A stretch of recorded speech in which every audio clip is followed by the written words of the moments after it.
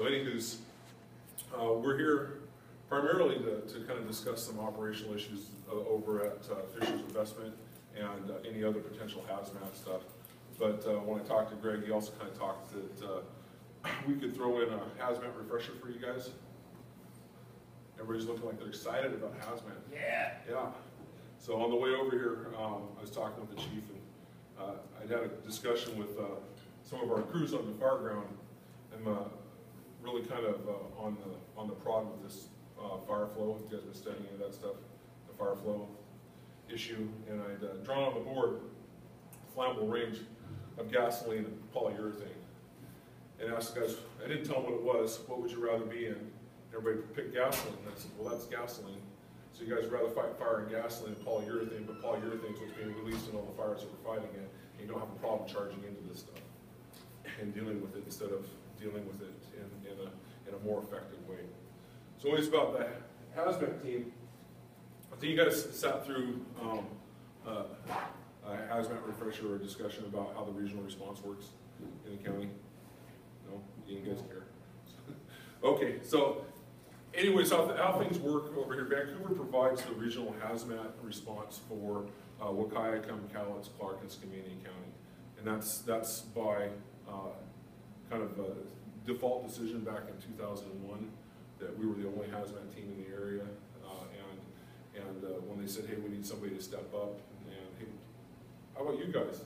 So they did.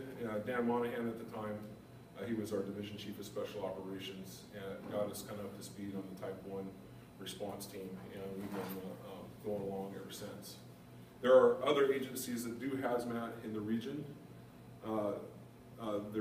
You got the mill here. The mill has a hazmat team. There's Wafer Tech has a hazmat team. SH has a hazmat team. Lindy Gas has a hazmat team. So there's lots of industry that has hazmat teams.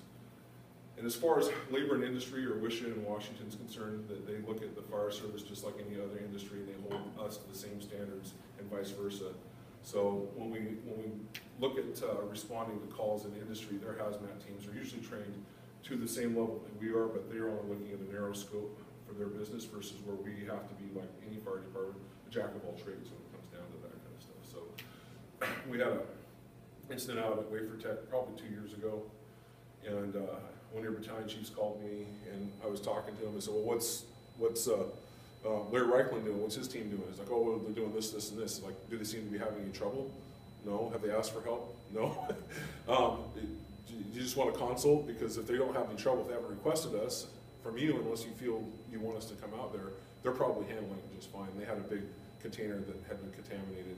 I don't know if you guys were on any of that call, but they've gone and decon the container. And that's usually, we do a lot of what we call consults, where we call and give people advice on, you got a bunch of stuff on the ground, what do you do with it? And most of the time it's contain it and call the Department of Ecology, and they'll take it from there. Our primary job is containment. We don't do any cleanup at all. That's what NRC, Cowlitz Clean Soup, and those guys do. So if something's actively leaking and the leak is growing in the process and getting larger, we'll come and do that. That's what you get a team activation for, something along those lines, or an unknown, for example, Fisher's Landing or Fisher's Investment, and we'll take care of those things to the best of our ability. And we typically do that in conjunction with Department of Ecology. It'll come down to, typically we want them there because they have a bigger checkbook than we do, and they also have access to resources that we don't, like generic cleanup companies, testing laboratories and things like that, that as a fire department, you can't just generically say, hey, I want a testing laboratory, and that's taken care of. Much like a wildland fire, you want to have the state declare mobilization so they can pay for it instead of us. Some of along with the industry, we also have a couple major thoroughfares that run through here: Highway 14, I-5, 205, 503, 502, 501, Patton Expressway. All those things are large pathways for moving materials on. So for the most part, all the carriers are really good about marking their trucks. Does anybody know what the cutoff is where you have to mark and not marking a hazardous material? This is, was that? 1,000 pounds? Yeah, it's actually 1,001 gallons. So if you have 1,000, you don't have to mark it, but 1,001, you got to mark it, or 501 pounds, you have to mark it. So when we're talking, there's no test, you don't have to write this down unless you want to remember it later. So when we go and we talk to industry and we talk to them, that most industry is very safe. They deal with their processes every day. It's their contractors that come in that cause problems. So you get a delivery and you got a semi-truck that comes in and they're giving you a delivery, what else is in that semi-truck? Just like on the freeway, what else is in that semi-truck? You look at the freeway, on the freeway you see a tanker truck and it's got 5 different placards on it and there's nothing on any of them. Is there nothing in there that's hazardous, or have they just not put placards on it? So that's one of the high points that we'll always touch on people, is never trust these things when they're in the freeway, when they're particularly involved in wrecks or fires, because assume that they're all dangerous until proven otherwise. Along with that, we have the railroad. You guys have the main east-west coming through your area. We have the east-west and the north-south. And there's a potentially flammable liquid that flows through here on a regular basis that people are very concerned about. However, there's much more dangerous stuff that flows here on a daily basis that nobody seems to ever be concerned about because it's not in the news. But it comes through here. And we have a pretty good working relationship with both Union Pacific and Burlington Northern. We know their emergency response managers by name.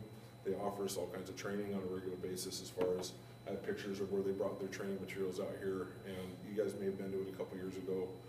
Down in Vancouver, where they offer training, first response training to everybody in the region, and we tried to coordinate getting people down there and going through their training. Justin's really good about doing that. If you ever go to the Hammer training, he's there every day doing that. He's also the guy that, if you go to any of the oil car training, the 3-day training, he's the guy that coordinates that for the region as well.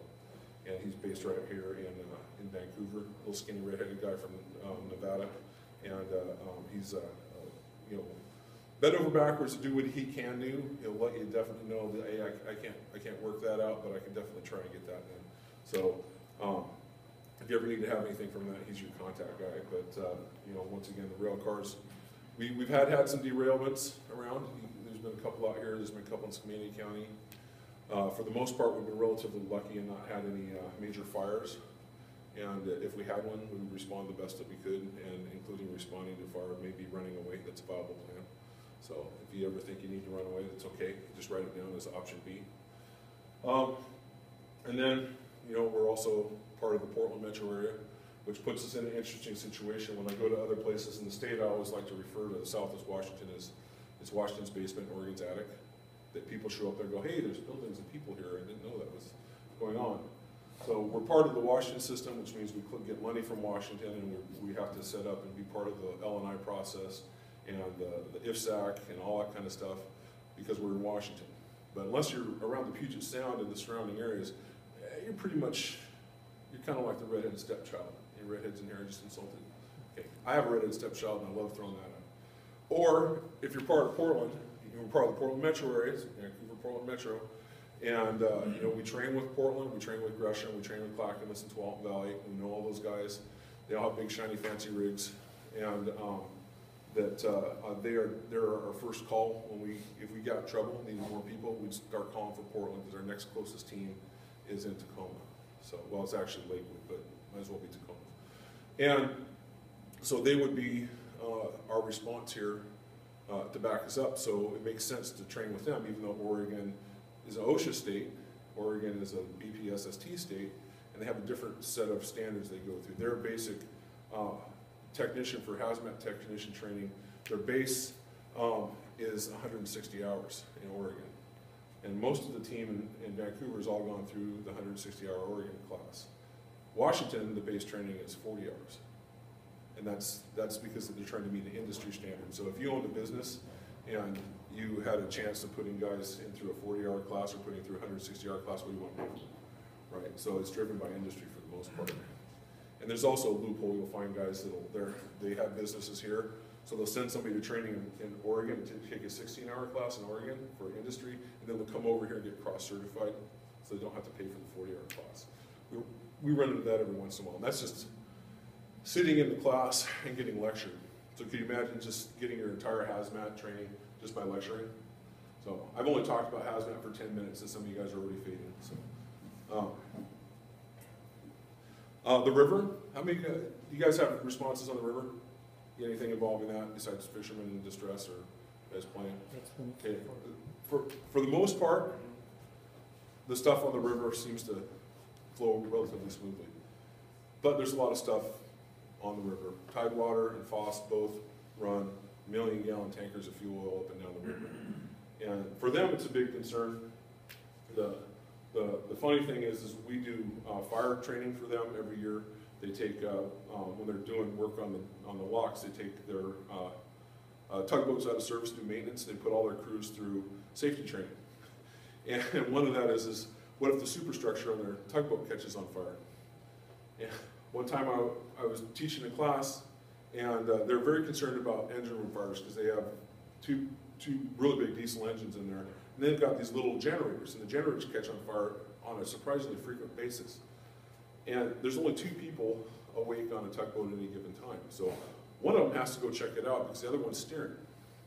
So no SCBAs, no breathing apparatus, and they want you to go down in a hole and see what's on fire because it's filled with smoke.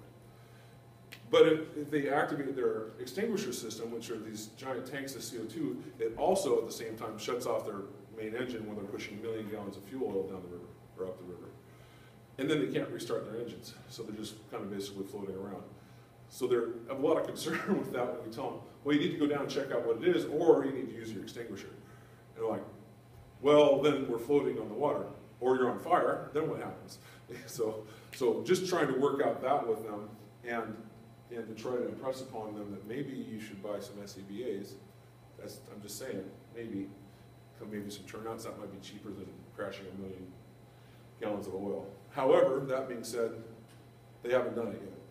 As far as crashing the thing, I don't know what they've done for safety. We haven't done their training for this year yet. It's in April. But anyways, Tidewater's been a really good partner as well. There's another partner I'd like to talk about is New Star. Are you guys familiar with New Star? New Star is a fuel oil storage and shipping company. If you've ever been down Fruit Valley, seen the big tank farm down there, they own that. They also own one on the port. And they did a lot of transshipping through Vancouver for the military overseas. So they would load stuff up, put it on barges, ship it over to Iraq and Afghanistan. And they primarily did jet fuel, so they were doing JP8, JP4, and then Jet A. They also did some methanol and some stuff like that. When they took over the facility, they were concerned about their fire suppression capabilities, and they came to us and said that, hey, we would like to have a better ability to deal with any potential fires. So they worked with us to increase their capabilities, and one of the things they did was that we jointly operate, well, I shouldn't say jointly, we operate it, they paid for it. We have a big truck with a 4,000-gallon portable pump on it and 1,200 gallons of foam. And we can set that up any place we can get it, in which we can get it in surprisingly tight places. Tidewater will let us put it on one of their barges and they'll move it for us. And it's kind of one of those things that not a lot of people knew about when they had that fire over in, outside of Lind in Oregon a couple years ago, where they had the perfect storm of the ethanol right next to the log trains that caught on fire and it burned in the area. That afterwards everybody was like, oh man, we should have called for your foam tanker. That would have been a great thing to use for this. It would have worked really well. Then Portland started thinking about getting one. They haven't yet, as far as I know, but they're up. But that kind of opened a lot of people's eyes. We got a few phone calls from as far away as Renton. Hey, if we called for that thing, would you send it?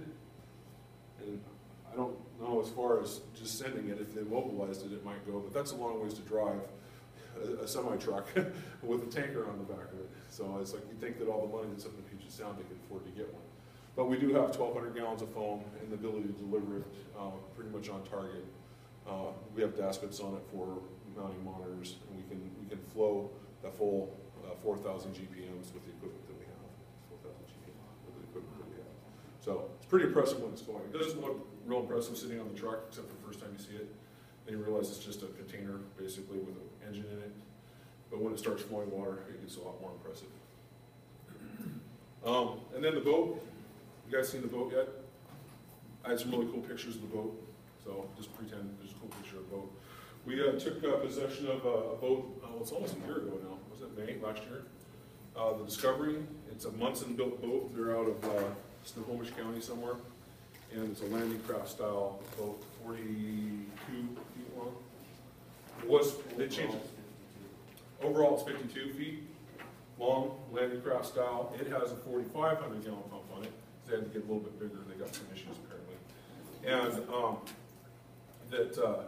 it's in the process of getting trained up to be fully serviced, because it's a pretty big piece of equipment to have on the water. So the process is to have the guys go through daytime ops, nighttime ops, and as people get certified, then they're just put in conditional service for certain types of calls. And those guys are down Station 1 currently, and they you can see them out on the river. Shouldn't relatively say occasionally, because they've been doing night ops lately. So if you see them out at 11 o'clock at night, that's all their fireboat. So anyways, we're looking forward to having them up to speed. And we also helped a couple other agencies get boats as well. That's where Clark County got their boat through the same grant that we got ours through. So, anyways, have any of you guys had the call for hazmat, or run across anything that you think fits a hazmat call? So, anything you have? Can you tell me what it was? We had the uric acid spill with the waste transfer. Okay, that was just a little while ago. Yeah, it was last summer. Okay. So, what was the trigger for that made you decide to make the call? Well, just initial arriving reports of unknown substance, vapor cloud, something broke, made lift truck driver sick. Okay. And now for information to call you. Yeah, if you don't mind sharing, how did you go through the process of making the call? Just got a hold of the man, let him know we had an unknown substance with at least a respiratory component to it. With the Booker to Battalion Chief? Yeah, change man. Yeah. Okay, so that's perfect. That's what we're looking for. Ray, the guy at Fisher's Investments, is very concerned about licensed sirens coming to his facility because they're trying to keep a low profile. So the way he wants to do is he wants to call me on the phone, no matter where I'm at, and have me come out and check it, because he knows me, and that's where he feels comfortable. I keep telling him you can't do that. You need to call 911 and tell them. Well, he's afraid you guys are going to show up with lights and sirens. I said, well, if it fits the category of lights and sirens call, yes, they're going to come out with lights and sirens. So maybe you should take care of this stuff on your own. Same thing with the police department. As far as the hazmat team goes, our agreement for mutual aid is with Camas Fire Department. It's not with Camas Police Department. So when we get requested for mutual aid for these things, it should legitimately come through you. Which is what we're telling them is that they can't actually call for us. That they have to get you guys to call for us, because we don't really have an agreement with them. Now, we're not opposed to coming up with a special agreement for them, but we've already got a system in place that seems to work pretty good. And realistically, this is a call that you guys should be involved in. Now, I know that when I called one time, they're like, oh, you guys got it, it's fine. Okay, that's part of it, but however, if something happens, then we're responsible for any kind of, public press release or anything that goes out within the city limits of Camas. You start thinking about that, and it's like, the fire chief might have something to say about that, the city mayor might have something to say about that, if the representative of Vancouver is the guy talking on the newspaper. You think it's okay? Yeah, they wouldn't have anything. So we really need to have at least an incident commander out there. Was it working? Yeah. Okay. Sorry, I didn't know you were. Okay. So at least an incident commander out there. So anyways, this is a picture of the map for Washington, how it's divided up. This is us down here in the corner. And there's no hazmat team in Region 3. There's kind of a hazmat team in Region 5, so we really don't get one until here. And the hazmat team that's in this region is over here. So it takes a while. So you can see we're kind of on our own in the area. Clark County, pretty good sized county here. We got 460,000 people, mostly high-tech industrial hub. We got 2 interstate highways, major inland waterway, international port. Okay, we actually have a couple of those. We're in the flat path of Portland, and we've got 4 pipelines that come through the area. So if you guys have ever were you guys around when they had the pipeline incident in Castle Rock? Have you done any training with Williams? Okay, Williams or Olympic? They're a couple of, there's been a big push industry nationwide to do what they call pipeline awareness training. It's basically letting people know where the pipelines are, letting emergency responders know how they can access the system. There's actually an online system that you can pull up, and it'll show you in the area where the pipelines are, how big they are, where the shutoffs are. They don't want to shut them off, just so you know.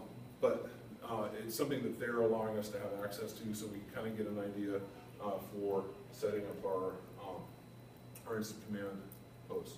We're the main Burlington Northern fueling station for the western region, and main east-west line, main north-south line, and north-south line for Union Pacific as well. Cowlitz, not as many people in Cowlitz County. Most of the county is owned by Weyerhaeuser or Longview Fiber, so there's only people like along these in certain corridors. Most of the timber products, interstate highway, international port. They've also got Broken Hills. It's called Broken Hills Petroleum, but it's a steel mill. So apparently they're branching out. And they're also one of the major players in some of the oil stuff. There's a toluene chemical processing company, so if you ever go north outside of Klamath, you see those big pipes sitting out there by the river. It's toluene. You don't ever want to get any of that stuff on you, trust me. It's also got a BNSF line. It's got a Weyerhaeuser rail line that kind of heads off into the woods. Skamania, there's about 1,200 people in Skamania, we figure. At least that's what their website says. Every time I show that to people, they're like, there's not that many people who live there. Columbia River Scenic Gorge, 1,100 people. So a couple years ago, we had that old mill catch on fire. Were you guys involved in that at all? Anybody? There's a bunch of people out there. That created this thing. Major timber industry. Got emerging high tech out there when you get close to a white salmon. There's some stuff going on out there. Tourist industry is real big there as well. Main south, main southern, east-west highway, Highway 14, BNSF line. Wahkiakum. This is kind of one of those counties you're really not sure that you went through it or not. There's 4,300 people that live there. It's like, is that really counted as a county? Mostly along the Columbia River. It's also got Pacific Coast Highway. It's got a considerable fishing industry out of, Camas-Washougal and Cathalamin. I always thought when my dad was referring to Camas-Washougal, he was joking with me, but it's really a place. Timber industry. So this is one of the things I was showing. This is, there is an emergency response plan. This is one for Clark County. And the LAPC, or the Local Emergency Planning Commission, these are the people that represent this. And they put a plan out that says the plans have been reviewed and that they agree with the plan. And these are some of the other peers at ESF and some other people that have also looked at the plan, including the American Red Cross, the Washington State Patrol, Department of Ecology, and they all say the plan meets a standard that they're looking at, that we're not just out there with a bunch of paint cans and raincoats putting things together. So I don't know if you see this. This is a car wreck into a tanker. This is one time where you might consider calling a hazmat team. If you've got a car involved with a tanker, even if there's no considerable leaks, it would be a good idea if you were concerned about call dispatch, ask for a hazmat team leader for a consult, and just ask if there's anything that we should be dealing with as far as containment or any other issues we should be concerned about because we have this tanker involved in it. You can see here they got a little bit of a boom out there because they're trying to collect the radiator fluid, keep it from going into the storm drain. This is a rail car. This is a picture out of Vancouver that shows a rail car on its side. This doesn't happen every day, but it is something that happens. So if you have a rail car on its side, that also may be a reason to contact a hazmat team leader. Even if you don't know what's in there, just put them on notice. Hey, we've got a train on its side. We don't know what's in it yet. We just want you to be alert. And what that does is it gets somebody who's going to be dedicated to that call. And you can swap cell phone numbers, and now you have a direct contact. And we can deal with it. Meth labs. Remember meth labs? When was the last time you guys had a meth lab? Around 2003? Okay, about 2003, 2004, the meth labs in the traditional sense have kind of dried up. However, let's replace meth lab now with the butane extraction hash oil, which, even though pot is legal, that process is not. But it's gaining quite a following. You've heard about what's it called, dabbing? Where they dab that oil. Yeah, it's a higher concentration. The other thing is that people are creating labs to extract nicotine for their little inhalers. And if you get a high enough concentration of nicotine, if it gets on the skin, it will kill you. So that stuff is starting to emerge. We haven't dealt with it. And also some water issues. Anytime one of these boats go down, it's a Department of Ecology DNR issue, that they have to send a diver down in there to check to see if there's fuel in the fuel tank and oil in there, because if there is, they have to pump it out and keep it out of the river. And we don't have any divers, but we can go up and say, you know, if there's a sheen on there, we can call and get booms to put around it if you don't have a boom. response. And then this is just a general barrel off the side of the road. This is doing a regular hazmat ops level stuff. If this was fuel oil or something along those lines that you'd be able to do with the proper equipment. And this is some training and drills that we would set up with some other agencies around for doing refresher training, because this is something that is supposed to be refreshed on a regular basis as well. Here's the pipelines. You can kind of see these blue lines are the main pipelines, and they've got some big ones, as big as 56 inches that are coming down from Canada. They're not odorized when they cross the rivers here. Once they cross into Oregon, Northwest Natural Gas has such a large customer base that they odorize the whole line in Oregon. In Washington, it's not odorized in the line, so it's not odorized until it goes to the customer. So we do have quite a bit of pipeline. Here's a typical pipeline guy thing, looks like that around. Just usually you see them sitting there. We've got a couple of these that are in neighborhoods. They look like smokestacks off a dozer sticking out of the ground, and it's a pressure relief valve. Occasionally they'll burp off a little bit of excess, and if we have a inversion layer, it sits in the community, and we start getting phone calls for the smell of natural gas in the area. So this one doesn't exist anymore. It's evergreen aluminum. It's a big flat spot now. Here's Tidewater. Here's a picture of the Captain Bob, which is now out of service. They offered it to us for training. I asked them if they could put it at our drill grounds, and they said no, so they scrapped it. And here's a picture of New Star, their facility, and their facility. This is their facility at the port. You can't see it. There's a couple big tanks over here. This is their fueling port. They'll bring the barges in here, and they'll fuel either offload or onload fuel, depending on what they're doing from that point. And then they have a 4-inch line that goes from there 2.5 miles to their facility in Fruit Valley. There's another picture of the Fruit Valley system. When they took over, they really did a lot of improvements. They've improved the berms, the trans-fueling stations, and the firefighting capabilities. We put this in. And I like showing this picture because if any of you are familiar with Dan Pierce, we had hooked that up and couldn't get a really good flow through what we were expecting. And Dan Pierce convinced Greg Weber, who's Hazmat team coordinator at the time, that there's a turtle stuck in there. That was why we couldn't get good flow through it. And Greg believed him. So, but we have since fixed the problem with that. So we can park, if we have a tank farm on fire, we have a handful of guys that are trained for tank farm fires, and we can set up remotely, a couple engines there, and flow remotely with their remote foam monitors, and put foam on the rig. If we could, there's a picture of our big pump. We call it Big Red, but it's not really the title, it's a foam tender. So 1,200 gallons of foam, we've got 4 totes, and a 4,000 GPM pump. We've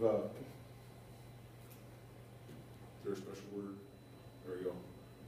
We drop that off anywhere. We've also got some other totes that we can bring around. We've got some support totes, our confined, or not our confined, but our trench rescue tote, and our USAR tote fits on that. We can bring them out and drop them off. We have a support tote and some things like that. So there's the daskets with the monitors on them. We've got them on the truck at this point, but we can mount them to any structurally solid object and have them flowing. So here's when we've taken it off. Tidewater picked it up, put it on one of their barges. We secured it to the barge, and then we've gone out and dropped the suction lines over the side, and we're able to flow off the barge. So it's always pretty impressive. We get a bunch of boaters around there. That's our old rescue boat. You guys remember that thing, the Great Pumpkin? We found out afterwards that the Navy was using those things as target practice to get rid of them. That was a part of our history that really, I mean, it got our feet wet, so to speak. Got a bunch of guys trained, and we used it for years and years, and it's kind of, we won't be seeing it much anymore, but it was a stepping stone that we needed to take. But at some point, for those of us that had to work on it, it was a little bit of embarrassment. Burlington Northern got their main shipping downtown. Bridge crosses the river there. Here's some of the tanks. This was hydrogen peroxide. Has anybody talked to you about the issues with hydrogen peroxide? No issues, okay. The concern with hydrogen peroxide, they're starting to monitor hydrogen peroxide because if you get a 30% concentration, which is something that like a beautician or hairdresser would utilize, then you can concentrate that down and make explosives out of it. So that they used to not track that until we got some of these guys making these homemade explosives. And we get somebody at least once a year blowing themselves up, trying to figure something out, sometimes twice a year. But this is a whole tank car of, this is 30% here. This is another tank car we got in there. This is another oxidizer, lots of oxidizers. So that's the kind of stuff, if it gets on asphalt, it'll just catch on fire and burn. There's a corrosive. Another corrosive. When you see that with a dripping thing and the acid eating it away, that's usually pretty bad. Sulfuric acid is normally transported in about 90% concentration.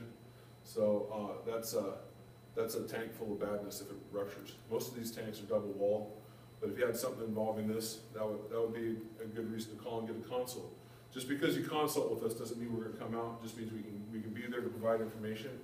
If you're like, hey, I just want you on the hook, so I got somebody to call my speed dial in case I need to, we can do that. Or if you want us to do something on the side, make a couple phone calls for you to the Department of Ecology, that's something we can do as well.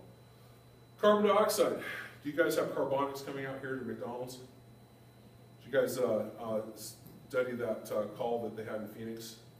The people going in the basement?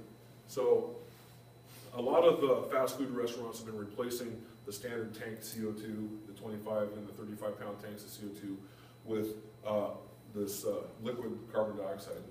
The company in the area that does most of the work is a company called Liquid Carbonics. They set these things up in the basements, and they have a dewar, which looks like a big shiny thermos, and they fill it full of liquid CO2, and they can run it for 2 or 3 months. And it's a really concentrated form of carbon dioxide that lasts a long time. It's cheaper to buy it that way. It's like 3 cents a pound.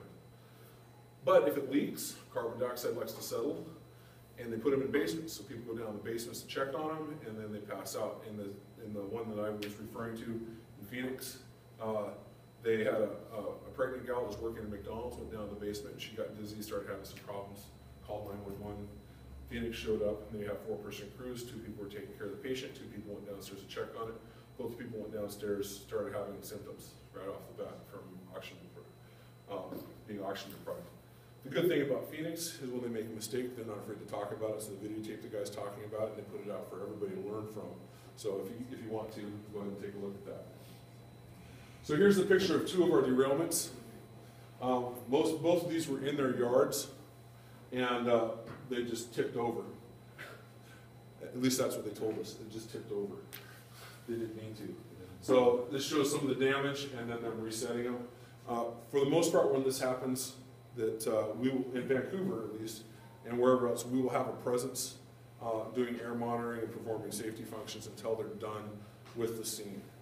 For you guys, that's something that you can perform, or you can request us to stay and do that. That's something the incident commander needs to decide with. But typically, we do air monitoring and provide a public safety component for the incident commander until that was done. This is the training that we did down at Burlington North. They set up their training train, and this hits this area about once every 3 years, and they can pump smoke through it, water, all kinds of stuff from different areas, so you can practice all kinds of train emergencies with it. And they tried, in 3 days we got like 500 people through their training, not only just from the fire department, but from all over different industries and things that assist with Burlington Northern. It was actually a pretty good training day. This is a picture of Great Western Malting. I put this in there because we seem to be one of the more busy fire departments fighting grain elevator fires on the west side of the Mississippi. I think we have the most experience, which was a surprise to me because every time we do it, it's kind of like we have a little check sheet that we go through, but it doesn't seem like, well, it's another one of these grain fires, and you go in there, spray water on it, and put it out like you do a room of contents. Every time that you got that kind of, your hackles are up, you're worried about stuff. But they've been good partners as well. They've provided us with this nifty piece. Oh, this is here to show you that hazmat can be anywhere. These things were just set up on the side of the building one day, and this is stuff they use to fumigate the grain to make sure that mold doesn't grow in it. And it's an inhalation hazard, but they use it to kill the mold. Methyl gas, I still haven't figured out what that is. The other thing is that their towers are really tall. If they say it's on the 3rd story, each story is 100 feet. So you're 300 feet in the air. This is one of our operations where we were doing a remote op and elevating a line up to it. And this is the result. We got this in the daylight. What they're setting up is the end part's called a stinger, but it's for a CO2 operation. Because if you bump a bunch of water in these things, what's the grain do? It swells, cracks their tower, people get upset, you know. So we, on a whim at one point, we were doing a liquid CO2 operation. And if you've ever used liquid CO2 for anything, it makes crust. So you take liquid CO2 and you dump it on top of grain that's kind of moist, and the whole thing freezes into a nice big plug, and you can't get CO2 down below. And we started hemming and hawing back and forth, and I don't remember who came up with the idea, but somebody said, that's a good idea, let's try that. But just using the gas and flowing it slowly. So we hooked this thing up to it. It's one of our shipboard firefighting pieces of equipment. And we plugged it in the top.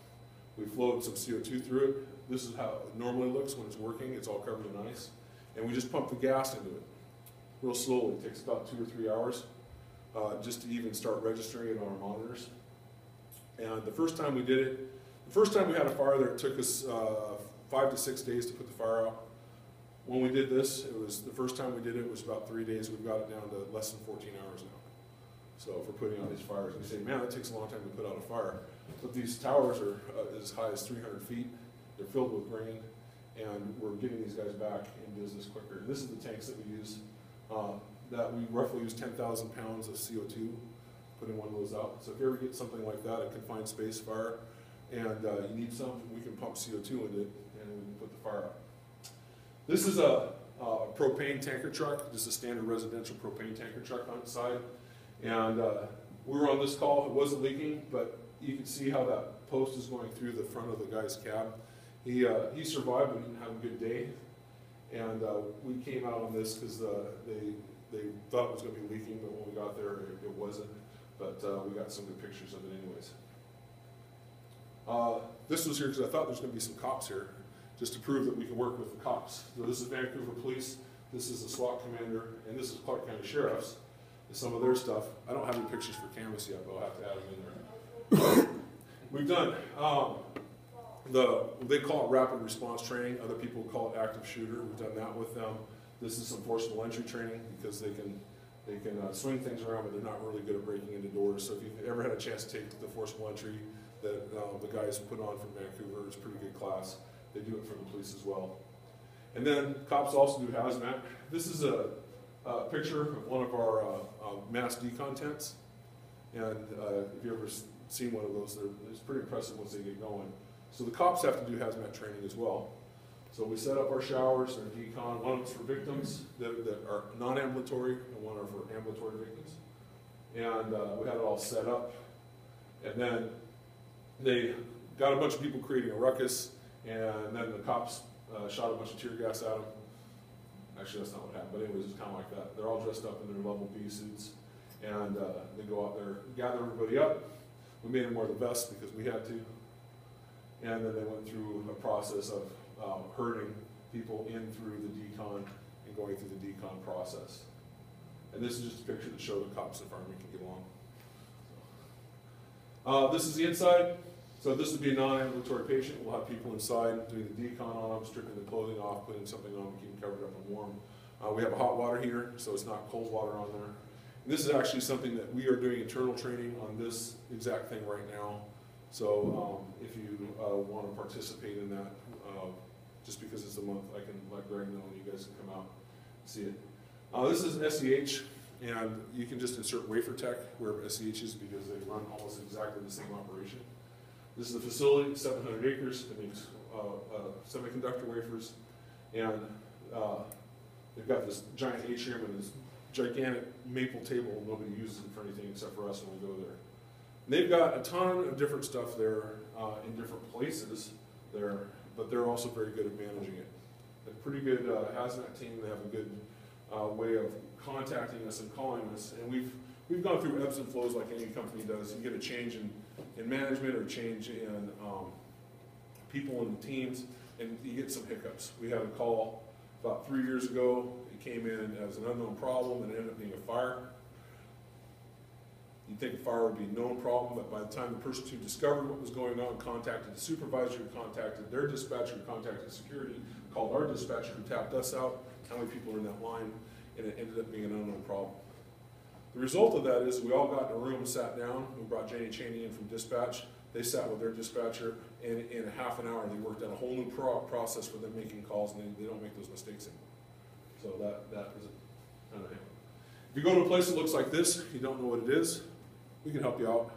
Maybe we don't know what the switches are, but we know how to talk to people that do, so we can help out with that as well. Along with having those big tanks, a lot of times they have these little storage areas where they're storing other things.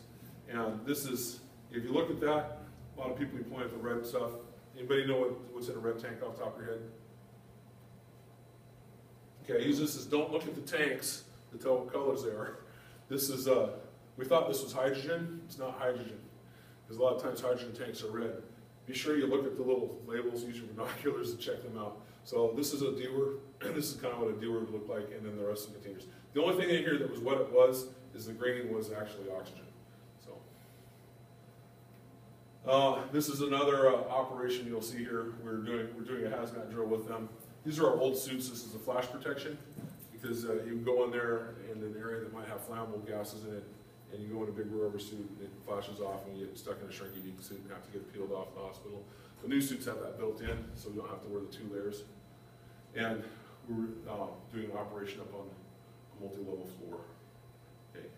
This is the kind of stuff that we would ask you guys to help out with.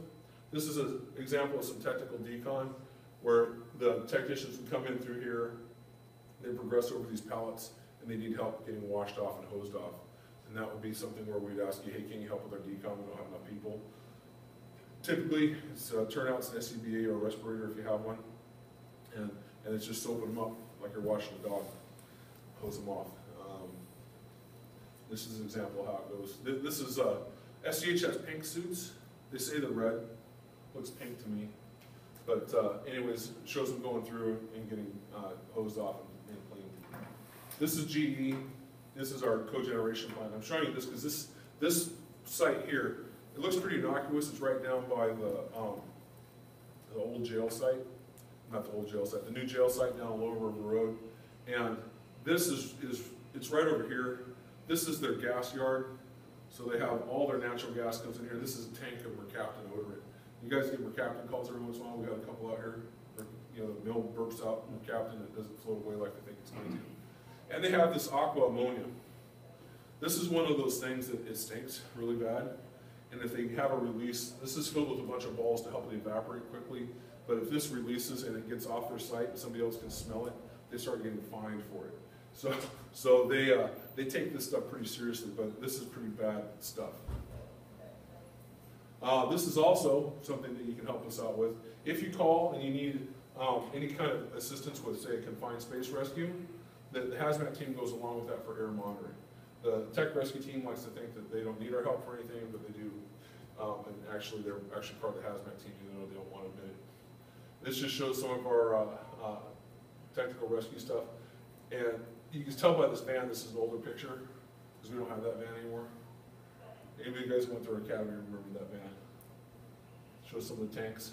So this whole tank here was supposed to be a diesel tank, and they've never put anything in it, so it's pretty much dedicated to our training. We get to go out there and train on it anytime we want, and they've since cut a hole in it and they use it for a garage. Okay, there's a picture of our hazmat team. This is our rig, except we put some stripes on it. They look cool, goes faster. There's some training that we've done that we can put on for other people.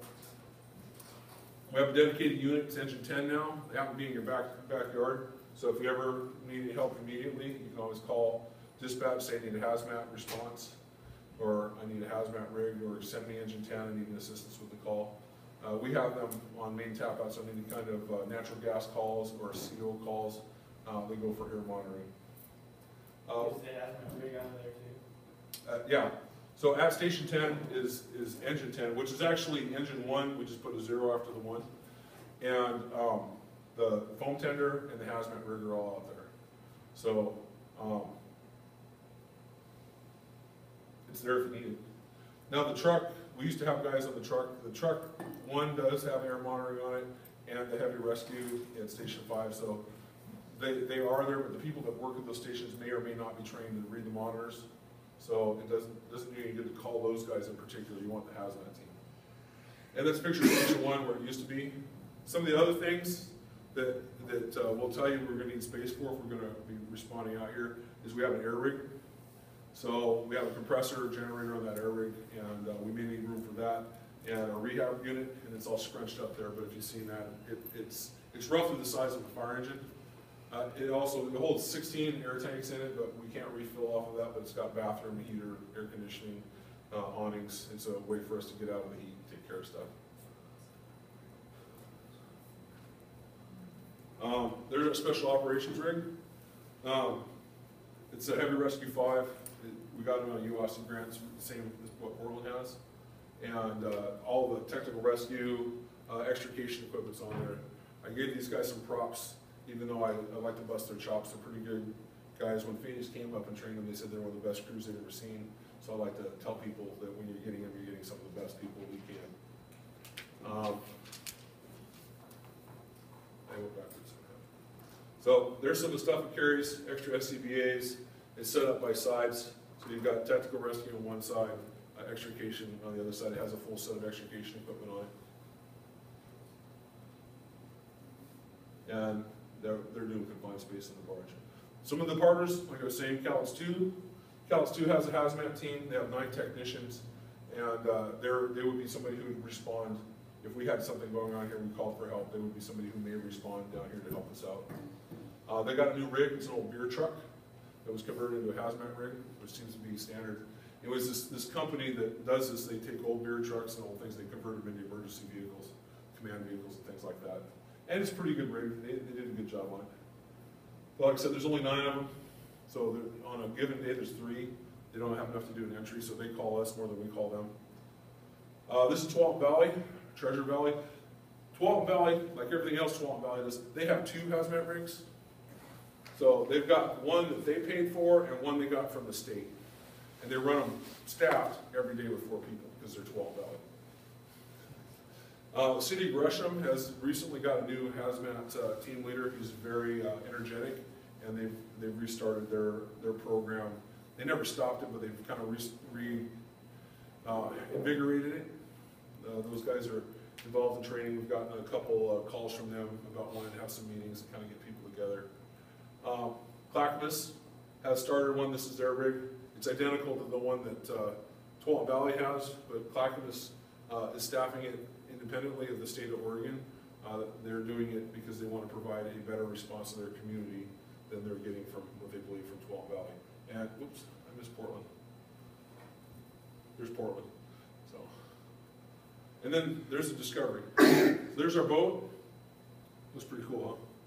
Guys all want to leave, come to Vancouver, work on the boat now. Anyways, this is before it was named, I believe. It's on the water. Like I said, it's got a 4,500 gallon pump. Same thing, we use it for a platform for doing hazmat operations in the river.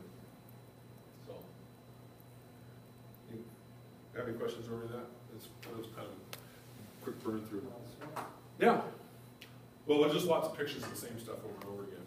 But anyways, just kind of wanted to point out that we are busy. A lot of people go, oh, the hazmat team, they don't do anything.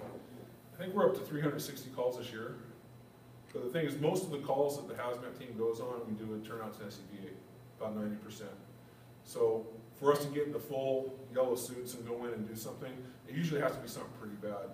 Most of the time, it's consults, is talking to people. We go out and don't wash that into the river. It's bad. Somebody's going to call and have an issue with that. We've gotten dinged on things as a fire department. We had a crew that had gone out and used some foam. They came back and they flushed the foam outside in the driveway, and in the morning it had gone down the driveway, it hung out right and gone down towards the drain. And just so happens that there was somebody that worked for the one of the ecology companies drove by, they took a picture of it and sent it to us and said, hey, this isn't right. So you can't flush foam into the environment. We get a buy when we have an emergency scene. If you're operating in emergency mode, you can put phosphates wherever you need to in order to put the fire out. They've determined that the fire is more hazardous to the environment than the phosphates are. But that's also something that we have to take into consideration, that you can't train with that stuff unless you have a way to recycle it. So that was one of the things that we got. So we put out a big memo, hey, don't be dumping the foam into the storm drains. You can go in the sewer, can't go in the storm drain. So as far as that goes, when you want to call for hazmat, call through dispatch. We have to get run numbers just like everybody else does when we go over. Typically we use the same run numbers that you guys are using, and we'll just marry up with whatever your calls are. But if we go to another county, they use a different numbering system, so we get our own independent calls. Getting calls for consults, not an issue. If you just have a question on something, like I have a spill, what do we have to call in, a gas spill or a diesel spill or whatever, that's not an issue. If you guys handle it and you've got your own protocols for following, that's fine as well. We don't make recommendations on what kind of absorbent to use. There's a company called Amerisorb. You familiar with those guys? They go around and they say it's moss and pumice, and they have this big program, and we've had people talk to us about it. It's like, we don't endorse one product over another. If you feel you want to use it for your organization, that's fine. We don't typically do that because then it's storage and cleanup. We don't do storage and cleanup, we do containment, and that just kind of crosses over our lines. So it's the same thing. Camas PD called us and wanted us to come down and do some testing here of stuff that they picked up. It's like, we don't do that unless it's a hazmat call. However, you can go down to the hardware store and get some pH strips and test it yourself if you want to, if you don't think it's a problem. And that's what we're looking for. Back to the Fisher's investment, is the key things we're looking for are pH on it. If the pH is less than 2 or more than 10, it's considered a hazard class, and then it goes to the feds on it. So anything that's above that is considered something that's dangerous. If it's above and below that, it's either a hard acid or a hard base, and it goes to the feds to deal with on that point because they're transporting a hazardous material without proper packaging, potentially for the reason of harming. Same thing if it was a fuel, same thing if it was an oxidizer, that kind of stuff, we would catch all that stuff. One of the things that we discussed with Fishers, and once again, we didn't give them a direction we wanted them to go. We kind of gave them, well, you should look at getting some people trained to the technician level so you can do your own testing here to make a determination on harmful, not harmful, and not harmful, you guys can take care of here, put in a baggie and set aside. Harmful, then you do your lockdown procedures, call 911. So based on that, we wouldn't have been there at all if they would have been doing something like that, and we wouldn't have had a call.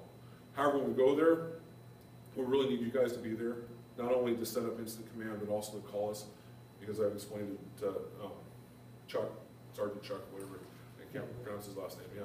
So anyways, technically, it's not that he can't call us, it should come through the fire department. Because obviously you've called us and we've come out because he's done it through dispatch. It's really our agreements with you, and that when he comes out, when he calls us, we have no authority to act because you're the jurisdiction having authority as far as we're concerned, and you should be there, set up an incident command, and we should operate under you. And with that being said, that's another thing, is that when we show up, we don't take command. We've gone a couple places and they just, okay, it's yours, go ahead and handle it. It's like, that's not how we operate. We're just another company that comes in, treats like a contractor, basically, and we would operate underneath your instant command system. Typically, if we go just in neighboring jurisdictions, a lot of time a battalion chief will come along, mostly because they're curious on how things operate and they come to offer assistance if you need it. It's not so that they come to take over. Usually, if we get involved in something, we're bringing 7 people and plug them into your system, and then your plate starts getting full. So we operate in most of our calls, 2 battalion chiefs, one in the instant command position and one in a planning position. That's the guy who talks on the radio, that's the guy who does all the other stuff, so the main guy can focus on fighting fire or dealing with the call. And that would be something that they would come over and offer. We have a bunch of people in the hazmat team that can fill that role too. Typically the hazmat group supervisor is just the liaison between command and the team. The technicians know their job. We just tell them this is what we're dealing with. We need to do, these are our objectives, check, check, check. We check those objectives off with the instant commander. Do you agree with what we want to do? Yes, okay, good. Our plan is to, do you agree with the plan? Yes, and then that's the plan. And then everything goes to command at that point. We're ready to make entry, command, you okay? Yes. and we go from there. And either they monitor from that point on from the entry team and the hazmat team leader or the safety officer, and they just monitor, or they can have communications go directly through them, which they usually don't mind deferring that to us, and then they just monitor and then check a copy, and I understand that you are out of the hot zone. Does that make sense? And it's the same thing with the tech rescue team. The tech rescue team should plug into your incident command system.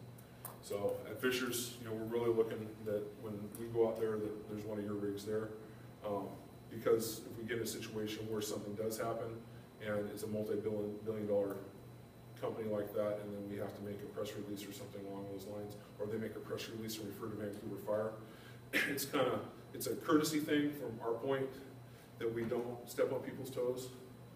We're not the great Satan. We really want to try and get along with people, and that at the same time that it benefits us to work with you and understand how you guys are working as well. So, any questions on that?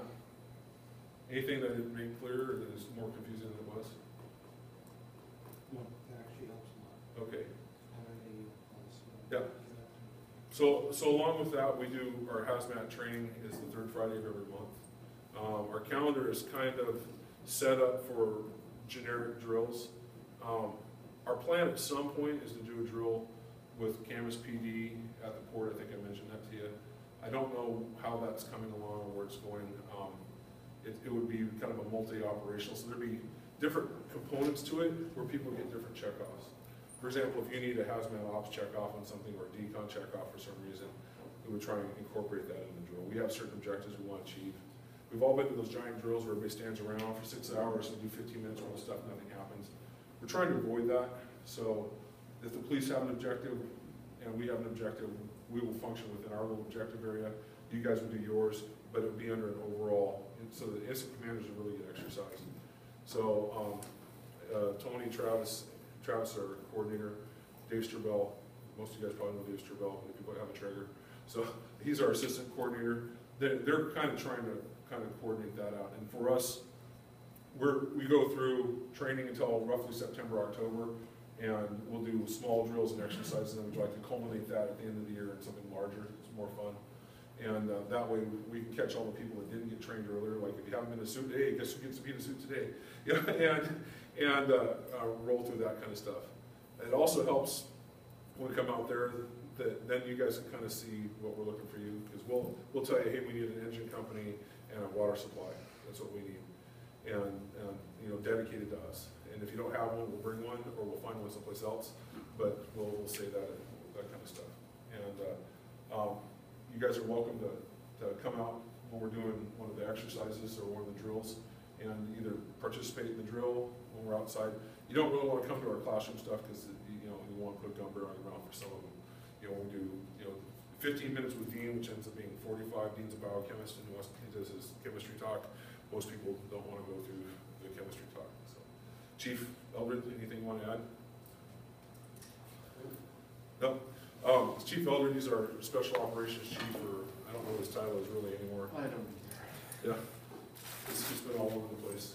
Anyways, he's responsible for coordinating all our special operation teams and pretty much whatever else anybody else doesn't want to do.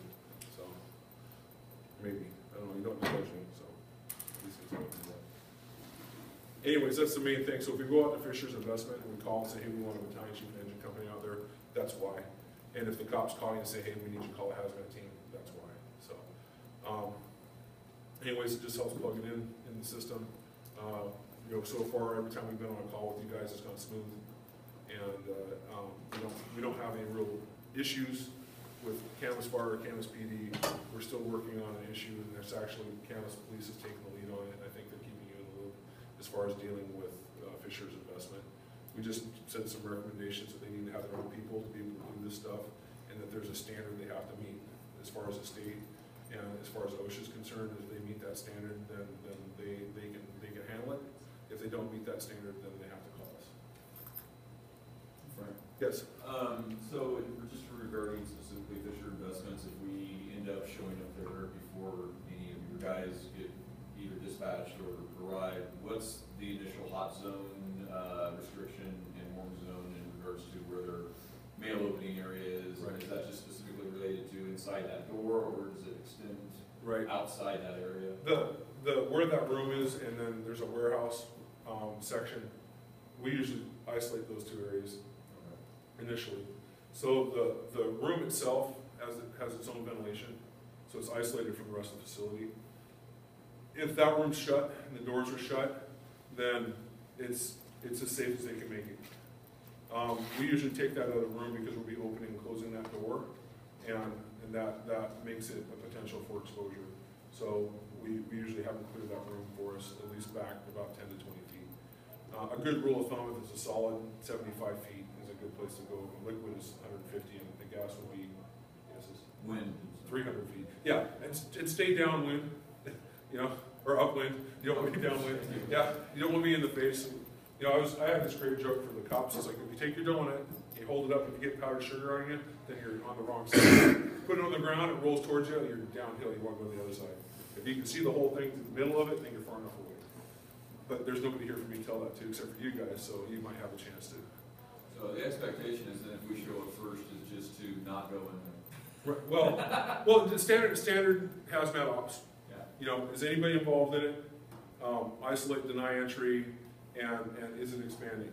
And Ray's there, can't miss Ray's got a cockroach in his ear, he's talking to somebody in San Jose, and say, hey, Ray, give me the scoop, this is the same thing as everything else, you got a package. Did your machine open it, or is it closed and you're just concerned? We've gotten kind of convinced that if it's closed, to put it in a baggie and seal it, and once they seal it in the baggie, then it can be an internal problem, which it may be why they haven't called us. Because they've already handled it, and if it's sealed, then they can put it in a bag because they've already got it in their hands. If it opens up, that makes it, now it's uncontained. So, and I'm talking to Chuck, since we went out and talked to them, they haven't called them for anything. And they just sent out another pile of those spam mails. So we would be expecting to see that coming back. So maybe they've figured out a way to dealing with it that kind of bypass what we're talking about. Because they, you know, the guy gets it in their hand and then he moves it. And it's like, why move it into a bag? That would solve a lot of problems if you put it in some kind of containment. So it really becomes more of a problem if they open the bag. So, but you know, just the standard hazmat op stuff, and there won't be a label on it. So the only thing we did get is they had somebody drawn. Anybody remember the Red Army front from Germany? They tried to. They did some of the stuff with Munich. They were a communist fringe group in Germany, and their symbol was a 5-pointed star. Well, somebody wrote that on the front of the envelope, but they used a 6-pointed star on it instead of a 5-pointed star. Did a whole bunch of stuff in German because this seems to be coming from that kind of Teutonic Aryan art where we've had Holland, Denmark, Sweden, Germany, Denmark. So those guys don't like the spam mail. They're the ones that are tempted to stuff the stuff back in. But we did have one like that, and the initial people thought, well, that's the Royal Air Force. It's like, Germany doesn't have a Royal Air Force, but that's a known hate group, so you might want to hold on to that. However, they went defunct in 1998. They ran out of mail or ran out of money, and they decided, hey, we can't, due to lack of membership, we're closing down shop. So, anyways, yeah, I can't get any volunteers. So, anyways, that's all I got. So, unless you guys have any questions or anything, Greg, it's all yours. Anything? All right. Okay. Thank you, gentlemen.